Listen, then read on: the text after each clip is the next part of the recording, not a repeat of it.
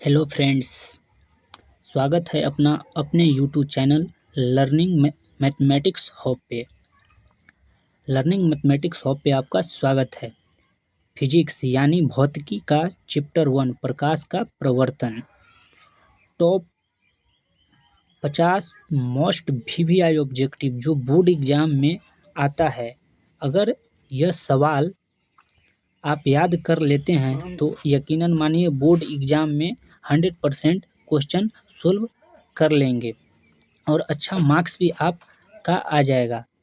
अगर आप लोग इस चैनल पे नए हैं तो चैनल को लाइक करें, यहाँ पे लाइक करें और सब्सक्राइब करें, क्योंकि जो भी आपको ऑब्जेक्टिव क्वेश्चन एनी सब्जेक्ट का आए तो सबसे पहले आप तक पहुँचे।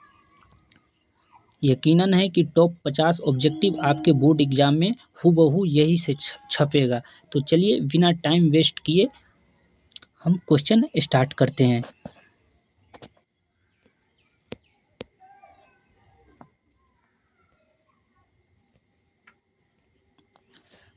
तो चलिए पहला क्वेश्चन है प्रकाश की किरण गमन करती है। पहला क्वेश्चन है प्रकाश की किरण गमन करती है तो किस रेखा में? सीधी रेखा में, टेढ़ी रेखा में, किसी भी दिशा में, इनमें से कोई नहीं। तो आपने पढ़ा होगा प्रकाश की किरण गमन करती है कौन सी रेखा में? तो सीधी रेखा में। कौन सी में? तो सीधी रेखा में। तो इसका आंसर हो जाएगा ए। कौन सा ऑप्शन सही होगा? ए, मतलब फर्स्ट नंबर।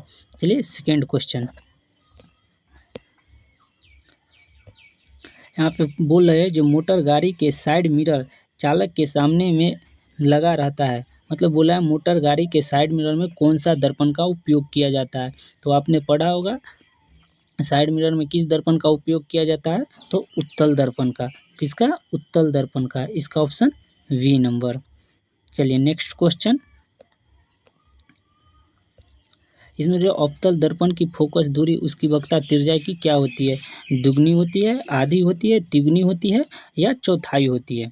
तो इसमें से क्या होती है? आधी होती है। क्या होती है? आधी होती है, क्योंकि अवतल दर्पण की फोकस दूरी वक्रता त्रिज्या की क्या होती है?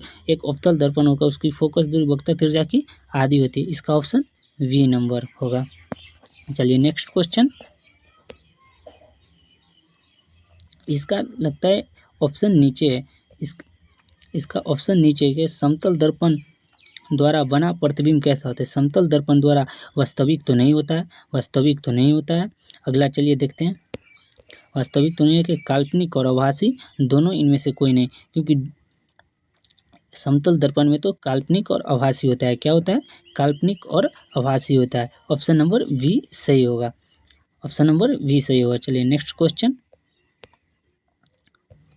प्रकाश के प्रवर्तन के कितने नियम होते हैं? बोले प्रकाश के प्रवर्तन के कितने नियम होते हैं? तो प्रकाश के प्रवर्तन के 1 नियम, 2 नियम, 3 नियम, 4 नियम। आपने पढ़ा होगा प्रकाश के प्रवर्तन के कितने नियम? तो 2 नियम होते हैं। कितने नियम? तो 2 नियम। इसका ऑप्शन क्या होगा? B number. चलिए नेक्स्ट क्वेश्चन।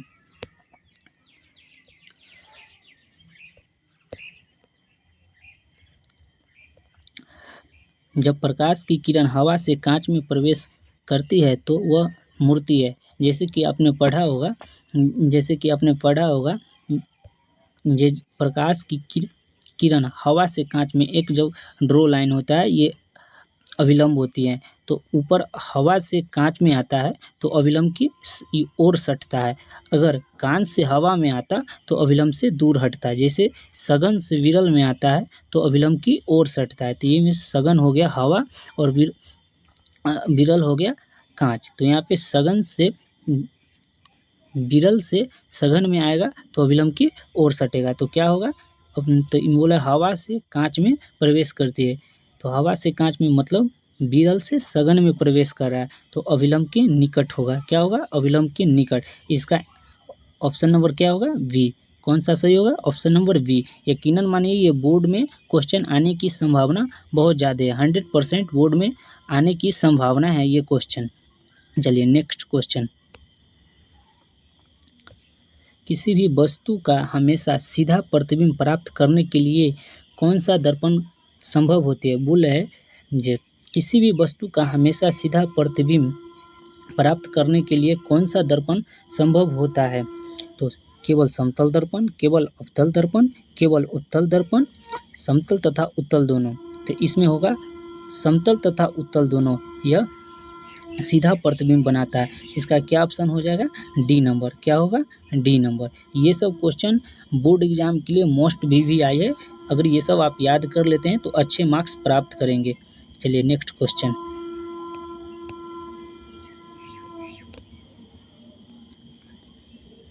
बोले फोटोग्राफिक कैमरा का अदृश्य होता है। अदृश्य मतलब उसमें कौन सा लेंस लगा रहता है, मतलब फोटोग्राफिक कैमरा होता है ना, उसमें कौन सा लेंस लगा होता है। तो इसमें उत्तल लेंस, अवतल लेंस, उत्तल दर्पण, अवतल दर्पण। तो इसमें कौन सा लगा होता है? तो उत्तल लेंस लगा रहता है। कौन सा लेंस? उत्तल लेंस। आपने पढ़ा होगा कौन सा लेंस? उत्तल लेंस। 7 नंबर का कौन सा ऑप्शन होगा? Option A. कौन सा सही होगा? Option A. चलिए नेक्स्ट क्वेश्चन। नेक्स्ट क्वेश्चन है कि वाहनों के साइड मिरर में किस दर्पण का उपयोग किया जाए। वही क्वेश्चन फिर से आया है।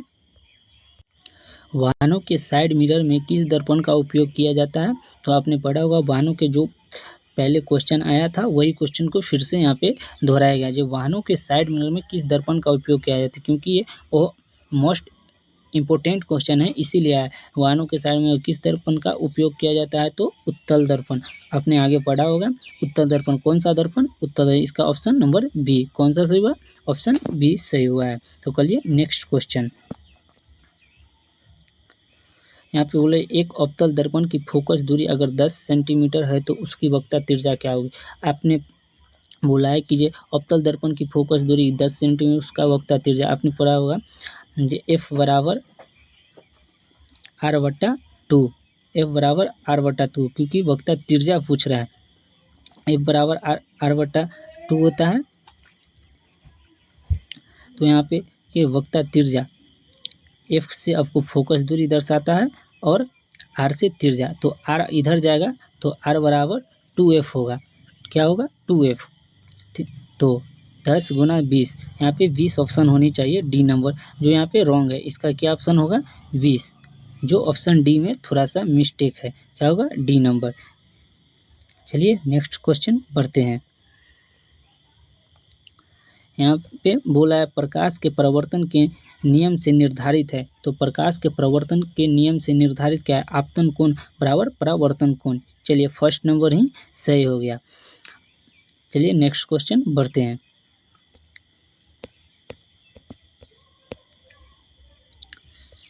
चलिए बोला है काल्पनिक आभासी प्रतिबिंब हमेशा कैसा बनता है। काल्पनिक और आभासी प्रतिबिंब हमेशा सीधा बनता है। कैसा बनता है? सीधा बनता है, क्योंकि आपने पढ़ा होगा हमेशा कैसा बनता है? सीधा बनता है। चलिए नेक्स्ट क्वेश्चन बढ़ते हैं।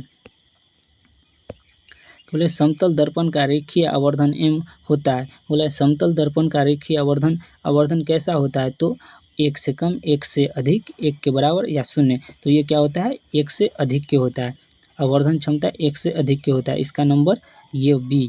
कौन सा सही होगा? बी नंबर सही होगा। तो चलिए नेक्स्ट क्वेश्चन बढ़ते हैं। उत्तल दर्पण में किस प्रकार का प्रतिबिंब बनता है। बोले उत्तल दर्पण में किस प्रकार का प्रतिबिंब बनता है? तो वास्तविक, आभासी, वास्तविक तथा आभासी दोनों, इनमें से कोई नहीं। तो उत्तल दर्पण में किस प्रकार का प्रतिबिंब बनता है? तो आभासी प्रतिबिंब बनता है। कैसा बनता है? आभासी प्रतिबिंब बनता है। इसका ऑप्शन कौन सा सही होगा? Option B. कौन सा सही होगा? Option B number. चलिए नेक्स्ट क्वेश्चन पढ़ते हैं।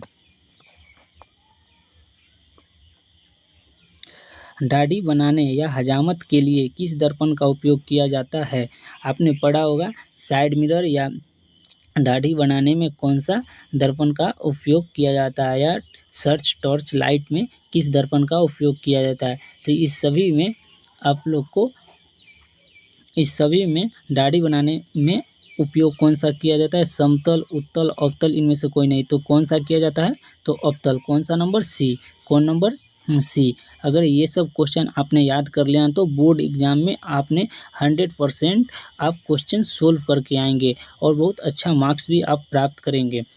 अगर आपने अभी तक लाइक नहीं किया है तो चैनल लाइक कर दे, और चैनल को सब्सक्राइब नहीं किया है तो सब्सक्राइब कर लें, क्योंकि जो भी वीडियो आपके पास आए तो सबसे पहले आप तक पहुँचे। चलिए नेक्स्ट क्वेश्चन पे चलते हैं।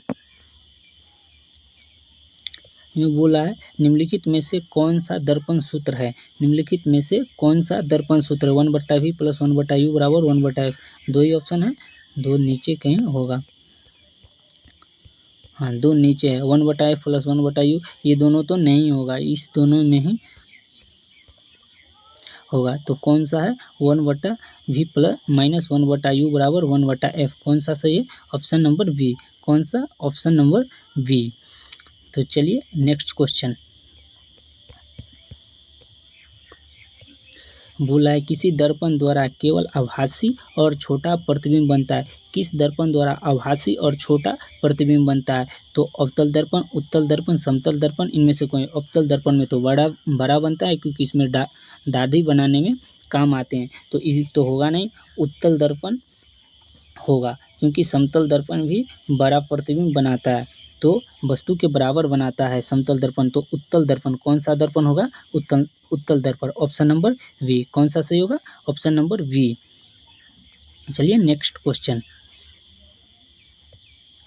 गोलीय दर्पण के ध्रुव P और मुख्य फोकस F के बीच की दूरी को कहलाता है। बोल रहे हैं गोलीय दर्पण के ध्रुव और मुख्य फोकस F के बीच की दूरी को कहते हैं वक्ता त्रिज्या, फोकस दूरी या मुख्य अक्ष दर्पण का व्यास। तो इनमें से क्या कहते हैं, फोकस दूरी, क्या बोलते हैं, फोकस दूरी, ऑप्शन नंबर बी, कौन सा होगा, ऑप्शन नंबर बी, कौन सा सही है, ऑप्शन नंबर बी। चलिए नेक्स्ट क्वेश्चन, अगर आप लोग को इसका पूरा PDF चाहिए तो मेरे बायो में लिंक, टेलीग्राम लिंक है, जो टेलीग्राम लिंक है उस पर आपको ये पूरा क्वेश्चन का PDF मिल जाएगा, जिससे आप याद करके अच्छे मार्क्स प्राप्त कर सकते हैं। तो आप टेलीग्राम चैनल को सब्सक्राइब कर ले, learning mathematics hub, learning mathematics hub subscribe कर लेंगे तो आपको ये सारे क्वेश्चन वहाँ पे आपको मिल जाएगी। चलिए क्वेश्चन को सॉल्व करते हैं। क्या बोला है, गोलीय दर्पण में वक्ता त्रिज्या R और फोकस दूरी F में क्या संबंध है। गोलीय दर्पण R और फोकस दूरी F में क्या संबंध है। तो इसमें F बराबर R, F बराबर R/2, R बराबर F/2, सारे क्वेश्चन गलत है क्योंकि ये होता ही नहीं है, ये होता ही नहीं है। तो इसमें से क्या होगा, ऑप्शन नंबर बी, कौन सा सही होगा, F बराबर R/2, क्या होगा, F बराबर R/2, R/2, option number B, कौन सा सही होगा, ऑप्शन नंबर बी। चलिए नेक्स्ट क्वेश्चन सॉल्व करते हैं। सोलर कुकर में किस दर्पण का उपयोग किया जाता है। बोल रहे हैं सोलर कुकर में किस दर्पण का उपयोग किया जाता है, उत्तल दर्पण, समतल दर्पण, अवतल और उत्तल दोनों, अवतल। सोलर कुकर में अनाथा, सोलर कुकर में अवतल दर्पण का उपयोग किया जाता है, क्या किया जाता है, अवतल दर्पण का, किसका, अवतल, जो ऑप्शन नंबर ए में है, किसका, अवतल दर्पण का उपयोग किया जाता है। चलिए नेक्स्ट क्वेश्चन,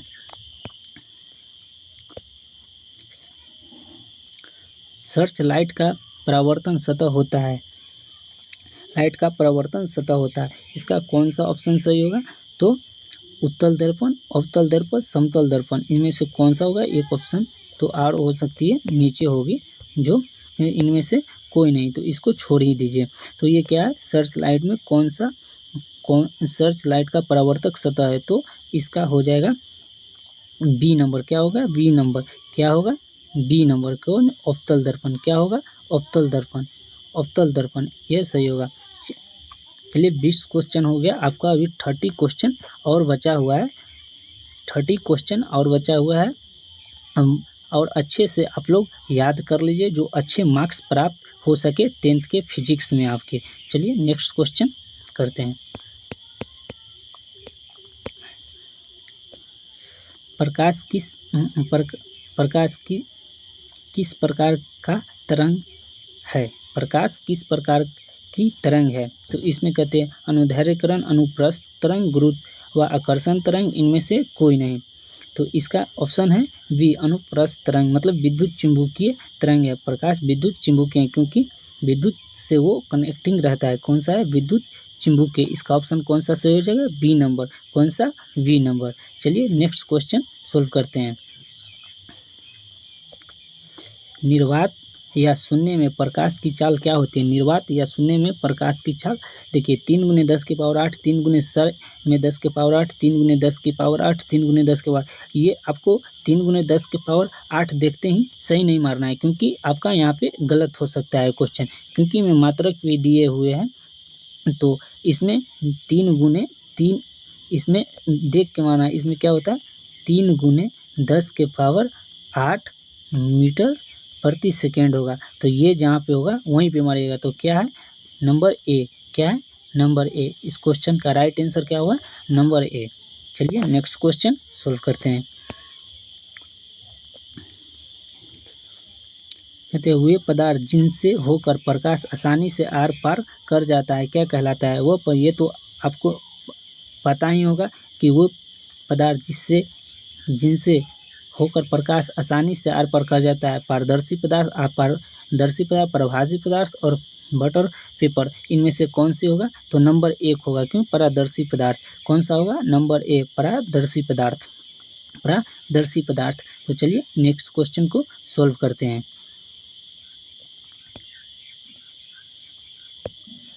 जो वस्तु स्वयं प्रकाश को उत्सर्जन करता है उन्हें क्या कहते हैं? जो वस्तु स्वयं प्रकाश का उत्सर्जन करते हैं उसे क्या कहते हैं? अदीप्त वस्तु, प्रदीप्त या प्रदीप्तमान वस्तु, प्रकाश स्रोत, इनमें से कौन? तो इसका क्या होगा? प्रदीप्त या प्रदीप्तमान वस्तु, प्रकाश का स्रोत। क्या होगा? बी और सी दोनों, मतलब डी नंबर। कौन सा सही होगा? D number. इनमें से कौन सा सही होगा? D number. चलिए नेक्स्ट क्वेश्चन करते हैं। यदि किसी प्रतिबिंब का आवर्धन m ऋणात्मक है तो प्रतिबिंब की प्रकृति कैसे? ऋणात्मक है तो प्रतिबिंब की प्रकृति वस्तु वास्तविक और उल्टा, वास्तविक और सीधा, आभासी, एक नीचे ऑप्शन होगा। तो इसमें से क्या होगा? ऋणात्मक है। कौन क्या बोला है? प्रतिबिंब आवर्धन तथा ऋणात्मक है। तो प्रतिबिंब की प्राकृतिक पूछ रहा है, तो प्राकृतिक होगा वास्तविक और उल्टा। क्या होगा? वास्तविक। क्या होगा? वास्तविक और उल्टा, वास्तविक और उल्टा। इसका ऑप्शन क्या होगा? ए नंबर। ऑप्शन क्या होगा? ए नंबर। इसका ऑप्शन ए सही होगा। चलिए नेक्स्ट क्वेश्चन करते हैं।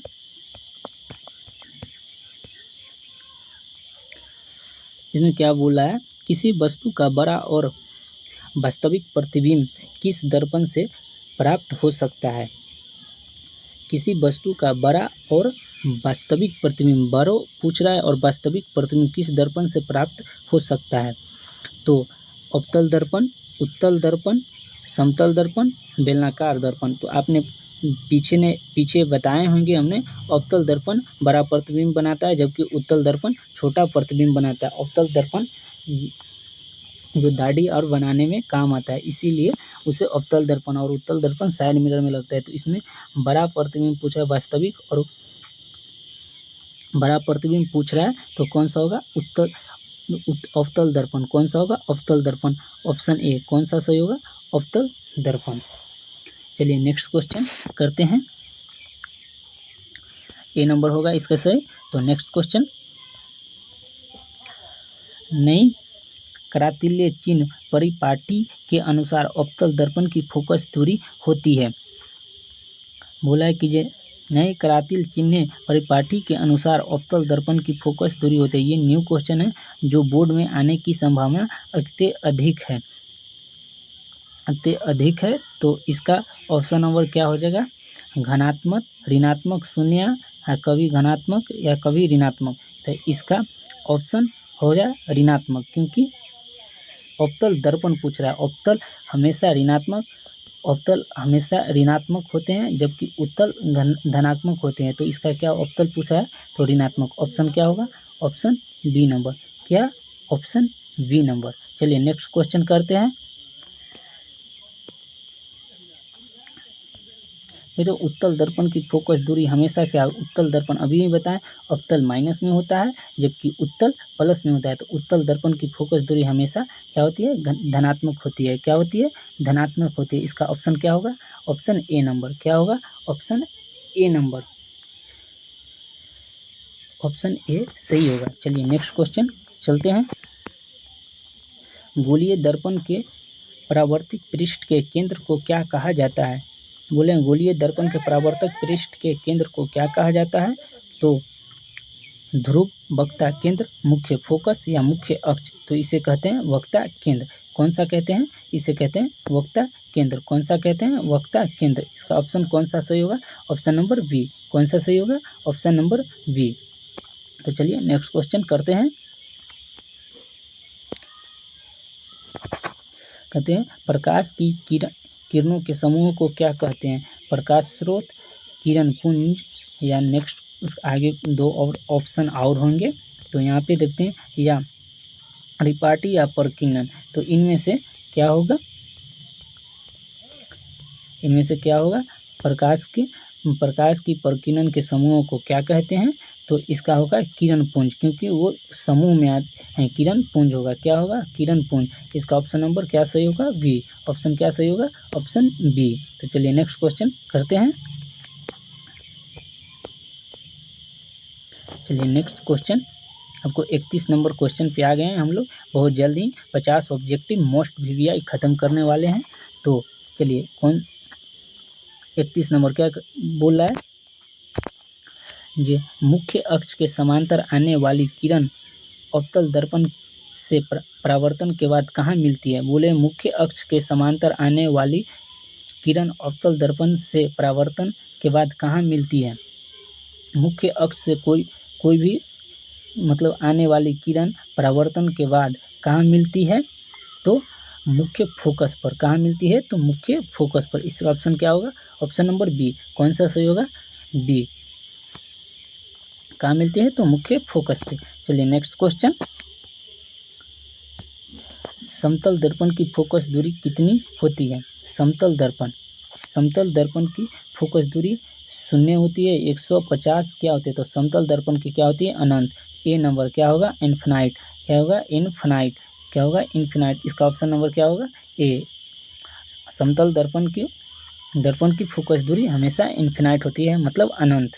तो चलिए नेक्स्ट अगला क्वेश्चन बढ़ते हैं। अगला क्वेश्चन में क्या है? अवतल दर्पण में वस्तु कहाँ रखा जाए ताकि प्रतिबिंब वास्तविक और वस्तु के आकार का बराबर बना जाए? ऑनलाइन कीजिए। अवतल दर्पण में वस्तु को कहाँ रखा जाए ताकि प्रतिबिंब और वस्तु के आकार के बराबर, प्रतिबिंब वास्तविक और वस्तु के आकार का बराबर हो? तो ध्रुव पे, अनंत पे, वक्ता केंद्र पर या फोकस पर? तो इसको वक्ता केंद्र पर। कहाँ रखा जाएगा? वक्ता केंद्र, क्योंकि वक्ता केंद्र पे रखा जाएगा तभी वस्तु के बराबर बनेगा। इसका ऑप्शन कौन सा सही होगा? Option number C. कौन सा सही होगा? Option C. तो चलिए नेक्स्ट क्वेश्चन करते हैं। उत्तल दर्पण द्वारा बना प्रतिबिंब हमेशा कैसा होता है? उत्तल दर्पण द्वारा बना प्रतिबिंब हमेशा सीधा और बड़ा, उल्टा और छोटा, सीधा और छोटा, उल्टा और बड़ा। तो उत्तल दर्पण में सीधा बनता है और छोटा बनता है। तो ऑप्शन नंबर कौन सा है देख सकते हैं? तो ऑप्शन सी। कौन सा सही है? Option number C. Option number C. अगर ये सारे 50 ऑब्जेक्टिव आप करते हैं तो बोर्ड एग्जाम में अच्छे मार्क्स आएंगे। अगर आपने अभी तक चैनल को लाइक नहीं किया है, अभी तक आपने चैनल को लाइक नहीं किया है तो प्लीज़ लाइक कर दें और सब्सक्राइब कर लें, क्योंकि कोई भी वीडियो आए तो सबसे पहले आप तक पहुँचे। ठीक है, चलिए नेक्स्ट क्वेश्चन करते हैं। वो पदार्थ जो उन पर पड़ने वाले प्रकाश के छोटे से भाग को किन्हीं अपने से होकर जाने देते हैं, क्या कहलाते हैं? कहते हैं वो पदार्थ जो उन पर पड़ने वाले प्रकाश के एक छोटे से भाग को ही अपने से होकर जाने देते, वो क्या कहलाते हैं? तो पारदर्शी, अपारदर्शी, पारभासी, और दो ऑप्शन नीचे होंगे, देख लेते हैं। एक क्या है? पारभासी या समतल? समतल तो होगा नहीं, तो इनमें से क्या होगा? पारदर्शी, अपारदर्शी या पारभासी। तो इसमें एक छोटे अपने से होकर जाए, कौन सा सही होगा? तो पारभासी। कौन सा? Number C. कौन सा सही होगा? तो पारभासी। चलिए नेक्स्ट क्वेश्चन करते हैं।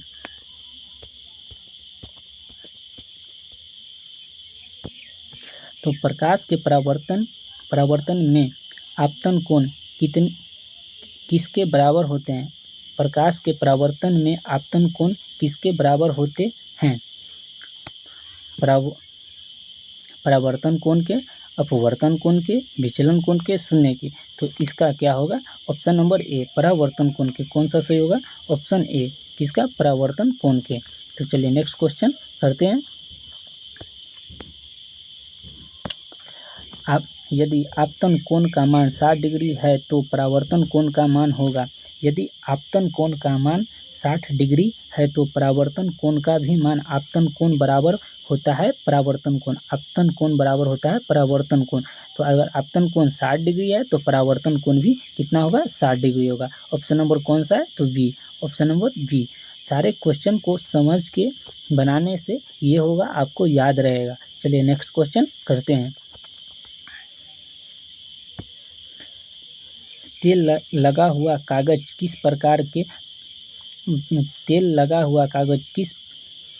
प्रकार के पदार्थ का उदाहरण है? प्रकार के पदार्थ का उदाहरण है पारदर्शी पदार्थ, अपारदर्शी पदार्थ, प्रभासी पदार्थ, इनमें से कोई नहीं। तो कौन सा होगा? मतलब कि पारदर्शी, अपारदर्शी। पारदर्शी में आर पार हो जाता है, अपारदर्शी में आर पार नहीं होता है। और तेल लगा कागज में हल्की हल्की जाती हैं। तो इसका क्या ऑप्शन नंबर हो जाएगा? सी। कौन सा होगा? ऑप्शन सी, मतलब परभासी। कौन सा? Option C. यहाँ पे कौन सा होगा? Option C. तो यहाँ पे 38 का कौन सा सही होगा? C number. अगर आप ये क्वेश्चन बोर्ड में आने की संभावना भी अधिक है, आप इसे याद कर लें। चलिए नेक्स्ट क्वेश्चन करते हैं। यदि किसी गोलीय दर्पण की वक्रता त्रिज्या 32 सेंटीमीटर है तो उसकी फोकस दूरी क्या होगी? यदि गोलीय दर्पण की त्रिज्या, फिर दे दिया गोलीय दर्पण की त्रिज्या मतलब F बराबर R/2। तो इसकी फोकस दूरी पूछ रही है। तो R को इधर लाएंगे तो 2F होगा। 2F होगा तो 32 है, तो 32 में अगर 2 से गुना करते हैं तो 32 गुना आता है 64। इसका आंसर कितना होगा? 64। क्या सही होगा? 64। कौन सा है? सी। क्योंकि आपको फार्मूला पता होनी चाहिए। F बराबर R/2 होता है। अगर आपको फोकस निकालना है तो आपको R बराबर 2F होगा। ठीक है, तो इसका ऑप्शन कितना होगा? 64। नहीं, यहाँ पे ये गलत हो गया। जैसे कि आपको दिया रखा है क्या? तिरजा। आपको दे रखा है तिरजा, मतलब आपको दे क्या रखा है? तिरजा। अब ये क्वेश्चन गलत। तिरजा R बराबर 32 दिया है तो फोकस दूरी पूछ रहा है। तो फोकस दूरी बराबर होता है F बराबर R/2, मतलब 32/2। 32/2 को आप सोल्व करेंगे तो यहाँ पे क्या होगा? 16। कौन सा सही होगा? ऑप्शन 16, मतलब बी नंबर। ये गलत से हो गया था। इसका ऑप्शन कौन सा सही होगा? 16। कौन सा ऑप्शन सही होगा? 16, जो मतलब कि ये आता है। तो इसका ऑप्शन कौन सा सही है? B number. चलिए नेक्स्ट क्वेश्चन करते हैं। यहाँ पे कहते हैं दंत विषेक मरीजों के दांत का बड़ा प्रतिबिंब देखने के लिए किस दर्पण का उपयोग करते हैं? हमने बताया है स्टार्टिंग में ही बताया है कि ये दाढ़ी बनाने में अवतल दर्पण का उपयोग करते हैं और साइड मिरर में उत्तल का। दाढ़ी और सर्च लाइट और डॉक्टर द्वारा आँख, नाक, कान किसी भी चीज़ को देखने में कौन सा दर्पण का उपयोग किया जाता है? तो अवतल दर्पण। कौन सा दर्पण? तो अवतल दर्पण। कौन सा दर्पण? अवतल दर्पण। कहाँ है? तो नंबर बी में। कौन सा? तो नंबर बी में। तो इसका ऑप्शन कौन सा सही होगा? B number. चलिए नेक्स्ट क्वेश्चन करते हैं। 40 क्वेश्चन हमने सोल्व कर लिया है। बहुत ही जल्दी हमने 40 क्वेश्चन सोल्व कर लिया है, आधे घंटे में ही। तो चलिए नेक्स्ट 10 क्वेश्चन को भी हमने सोल्व कर लेते हैं। तो चलिए नेक्स्ट क्वेश्चन।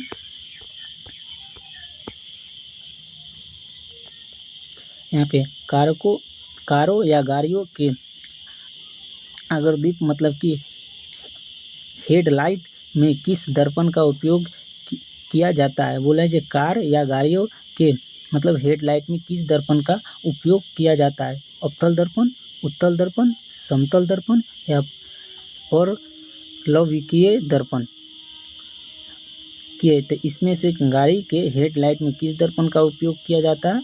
गाड़ी के हेडलाइट में आपको मतलब अवतल दर्पण का उपयोग किया जाता है। किस दर्पण का? अवतल दर्पण का। इसका ऑप्शन कौन सा सही हो गया? ए नंबर। इसका ऑप्शन कौन सा सही हो गया? ए नंबर। चलिए नेक्स्ट क्वेश्चन करते हैं। किसी वस्तु का आवर्धित बड़ा और काल्पनिक प्रतिबिंब किस दर्पण से प्राप्त किया जाता है? बोले किसी वस्तु का आवर्धित बड़ा और काल्पनिक प्रतिबिंब किस दर्पण से प्राप्त किया जाता है? तो अवतल दर्पण, उत्तल दर्पण, समतल दर्पण, इनमें से सभी। बोले जब बड़ा प्रतिबिंब प्राप्त करने के लिए तो अवतल दर्पण का ही उपयोग किया है। किसका? अवतल दर्पण। तो इसका कौन सा सही होगा? Option number A. कौन सा? अवतल दर्पण। चलिए अवतल दर्पण। चलिए नेक्स्ट क्वेश्चन करते हैं। किरणों को अपसारित मतलब फैलाने करने वाले दर्पण को क्या कहा जाता है? अपसारित मतलब किरण को न फैलाया जाता है तो कौन सा दर्पण करता है? किरण को फैलाया जाता है तो कौन सा दर्पण करता है? जितना भी किरण मतलब कि एक किरण पुंज से किरण निकलती है तो उसको सारे तरफ फैलाया जाता है तो कौन सा दर्पण का? अवतल दर्पण, उत्तल दर्पण, समतल दर्पण, इनमें से कोई। तो इसको फैलाने का काम कौन सा करते हैं? उत्तल दर्पण। कौन सा? उत्तल दर्पण। कौन सा करते हैं? उत्तल दर्पण। इसको कौन सा करते हैं? उत्तल दर्पण।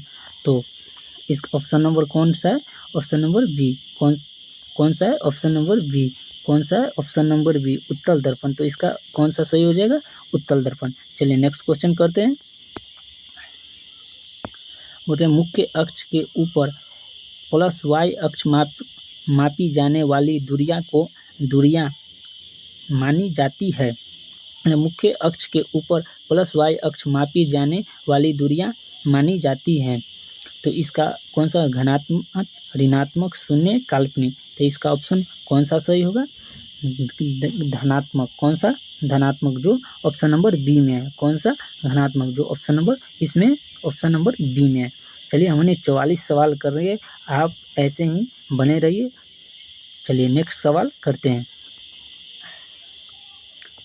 चिन्ह परिपाटी के अनुसार बिंदु दूरी u हमेशा ली जाती है। चिन्ह परिपाटी के अनुसार बिंदु दूरी हमेशा ली जाती है। धनात्मक, ऋणात्मक, शून्य, और एक ऑप्शन नीचे होगा जो देख लेते हैं हमने क्या दे रखा है। यह दर्पण के अनुसार। तो ये दर्पण के अनुसार इसका देखते हैं 45। चिन्ह परिपाटी के अनुसार बिंदु दूरी u हमेशा ली जाती है। तो इसका धनात्मक, ऋणात्मक, शून्य या दर्पण के अनुसार। तो इसको बी नंबर। कैसा ली जाती है? ऋणात्मक। कैसा ली जाती है? ऋणात्मक। कैसा? ऋणात्मक। कैसा ली जाती है? ऋणात्मक। इसका ऑप्शन नंबर कौन सा है? तो बी। ऑप्शन कौन सा सही है? Option number B. कौन सा ली जाती है? ऋणात्मक। चलिए नेक्स्ट क्वेश्चन करते हैं।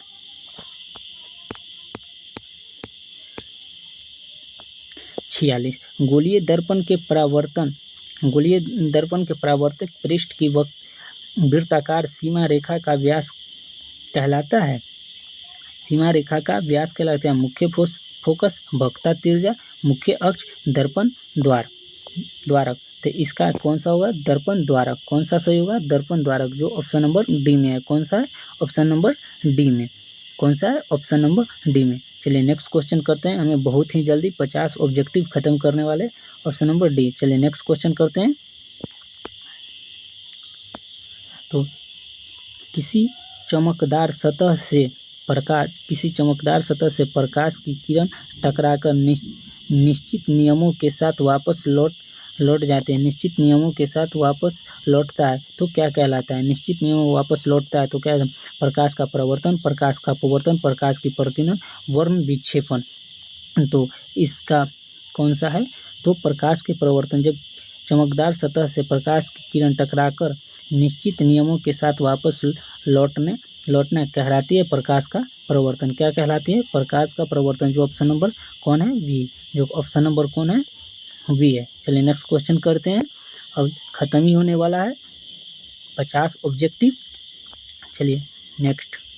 अब है ही नहीं, लग रहा है 1-2 क्वेश्चन मिस कर दिया गया है। तो चलिए लास्ट क्वेश्चन यही है। इसका ऑप्शन में समतल दर्पण में प्रतिबिंब का आकार वस्तु के आकार के कैसा होता है? बोले कि समतल दर्पण में प्रतिबिंब का आकार और वस्तु के आकार का कैसा होता है? तो आप हमेशा याद रखिए समतल दर्पण में प्रतिबिंब का आकार वस्तु के आकार का क्या होता है, वस्तु के आकार के वस्तु के मतलब बराबर होता है। कैसा होता है, बराबर होता है। समतल दर्पण प्रतिबिंब के आकार वस्तु के आकार का बराबर होता है। इसका ऑप्शन यही होगा। इसका ऑप्शन मिस हो गया और 2 क्वेश्चन भी मिस हुआ। इसका जो हम अपने टेलीग्राम PDF पे दे देंगे, वस्तु के आकार के बराबर होगा। चलिए 2 क्वेश्चन मिस है, इससे कोई बात नहीं, हमें अपने PDF में डाल देंगे टेलीग्राम पे, जो मेरे टेलीग्राम चैनल है लर्निंग मैथमेटिक्स हब। तो चलिए, आपने अभी तक लाइक नहीं किया है तो मेरे चैनल को लाइक कर दें और सब्सक्राइब कर दें। अगर अच्छा लगा हो तो लाइक कर दें, क्योंकि मैं टॉप 50 ऑब्जेक्टिव लेके आया हूँ। ऐसे ही आपको लाएंगे और बेहतर एजुकेशन देंगे। आप टॉप 50 ऑब्जेक्टिव यहीं से हैं। चलिए।